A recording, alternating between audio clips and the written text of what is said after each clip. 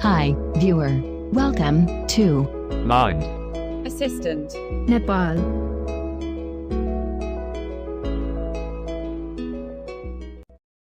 Hello everyone, welcome back in my YouTube channel. This is me soyal. तपाईहरुमा आज फेरि पनि एउटा नयाँ भिडियोको साथमा उपस्थित भइसकेको छु।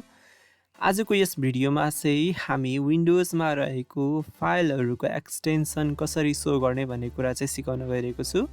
सो त्यो भन्दा पहिले त हामी यो फाइल एक्सटेन्सन भनेको के हो भन्ने कुरा थोरै हामी जानकारी हासिल गरौँ। सो यो फाइल एक्सटेन्सन भनेको चाहिँ हाम्रो फाइलहरुको भेरिएन्ट हो, फाइलहरुको टाइप्स हो। जस्तो हामीसँग चाहिँ विभिन्न टाइप्सको फाइलहरु चाहिँ अवेलेबल हुन्छ हाम्रो विन्डोजमा। सो विभिन्न प्रयोजनको लागि हामीले ती फाइलहरु चाहिँ प्रयोग गरिरहेको हुन्छौं। जस्तै हाम्रो अडियो, भिडियो, अनि त्यसैगरी डक्स, पीडीएफ हैन, अनि EXE, जिप अनि रार लगायतका विभिन्न प्रकारको हामीसँग चाहिँ फाइलहरु चाहिँ अवेलेबल हुन्छ। जस्तै यी फाइलहरु चाहिँ हामीले कसरी पहिचान गर्छौं भने हाम्रो त्यो फाइलहरुको एक्सटेन्सनबाट चाहिँ यो कुन फाइल रहेछ भन्ने कुरा चाहिँ सजिलै पहिचान गर्न सक्छौं। फर एक्जाम्पलको लागि हामीसँग चाहिँ जस्तो अडियो फाइल अथवा म्युजिक फाइलहरु छ भने त्यो चाहिँ .mp3 मा हुन्छ, अनि त्यसैगरी भिडियो फाइलहरु .mp4 मा हुन्छ, अनि हाम्रो कुनै स्पेसिफिक विन्डोजको लागि अवेलेबल भएको सफ्टवेयरहरु छ भने इन्स्टल गर्न मिल्ने खालको सफ्टवेयरहरु छ भने त्यो EXE मा हुन्छ। अनि हाम्रो डकुमेन्टहरु सेभ गरेर राखेको डकुमेन्ट अथवा कसैले पठाइदिएको डकुमेन्ट छ भने डक्स फर्मेटमा हुन्छ। अनि त्यसैगरी हाम्रो पीडीएफ फाइलहरु भयो हैन, लगायतका विभिन्न फाइलहरु चाहिँ हाम्रो विन्डोजमा अवेलेबल हुन्छ। यस्ता फाइलहरुलाई चाहिँ हामीले पहिचान गर्नको लागि चाहिँ लास्टमा रहेको जुन डट अनि फाइलको एक्सटेन्सनबाट चाहिँ हामीले कुन फाइल हो भन्ने कुरा चाहिँ सहजै पहिचान गर्न सक्छौं। वेल, अब चाहिँ हामी जानौं कि यो फाइल एक्सटेन्सन हामीले विन्डोजमा कसरी शो गर्ने भन्ने कुरा। फर एक्जाम्पलको लागि मैले चाहिँ यहाँनिर एउटा फोल्डर खोलेको छु। यहाँनिर विभिन्न टाइप्सको फाइलहरु रहेको छ, तपाईहरुले देखिरहनु भएको होला।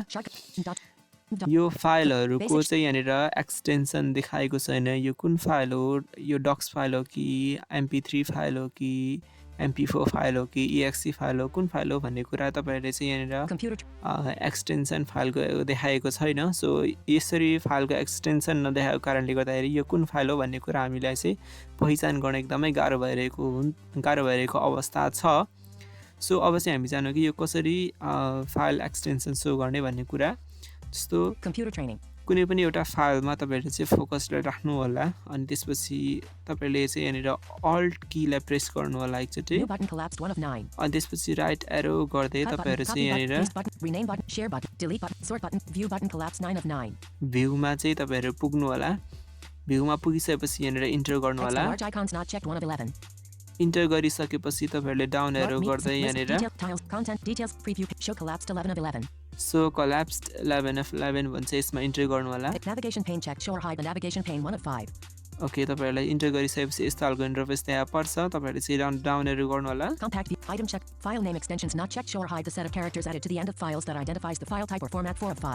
यो file extension name something else भनेको चाहिँ यसलाई चेक लगाइदिनु होला स्पेसले, अनि स्पेसले चेक लगाइदिसकेपछि तपाईहरु सिम्पली यहाँनिर एकचोटी स्केप गरिदिनु होला। यहाँ हेर्नुस्, अब चाहिँ यहाँनिर फाइल एक्सटेन्सन देखाइसकेको छ, सबै फाइलको एक्सटेन्सनहरु देखाएको छ। अब चाहिँ तपाईहरुको सिस्टममा जति पनि फाइलहरु अवेलेबल छ ती सबै फाइलहरुको एक्सटेन्सन चाहिँ तपाईहरुको विन्डोज अपरेटिङ सिस्टममा चाहिँ शो गर्छ। जस्तै हेर्न सक्नुहुन्छ यहाँनिर। ओके, यो सर्टकट की भनेर मैले फाइल बनाएको थिएँ, यो txt फर्मेटमा रहेछ। 2023.3 join blind assistant nepal.x7 of 8. Okay, यो NVIDIA स्क्रिन रिडरको इन्स्टलेसन फाइल यो EXE फर्मेटमा रहेछ, installation file. Full information.pdf 6 of 8. यो PDF Excel navigation process with screen reader by blind assistant nepal.docs 5 of 8. यो डकुमेन्ट डक्स फर्मेटमा रहेछ। Docs 4 of 8. यो पनि docs Basic file. shortcut keys of Windows and NVDA screen reader.docs 3 of 8. यो पनि Alpha docs. non-copyright sound by blind assistant Nepal 360x 640. Copy.mp3 2 of 8. यहाँ हेर्न सक्नुहुन्छ यो mp3 फाइल रहेछ, म्युजिक फाइल रहेछ। Excel demo content 1 of 8. यसरी तपाईहरुले चाहिँ फाइलहरुको एक्सटेन्सन चाहिँ शो गरेर कुन फाइल हो भन्ने कुरा सजिलै थाहा पाउन सक्नुहुन्छ र प्रयोग गर्न सक्नुहुन्छ। सो आजको यस भिडियोमा यति नै। यो भिडियो मन पर्यो भने लाइक, कमेन्ट र साथीहरूमा सेयर गर्न नबिर्सनुहोला। साथै यस्तै टाइपको टेक ट्युटोरियल भिडियो हेर्न चाहनुहुन्छ भने हामीलाई युट्युब, टिकटक, टेलिग्राम, फेसबुकमा फलो गर्न नबिर्सनुहोला। So thank you so much for watching this video. Have a great day and take care.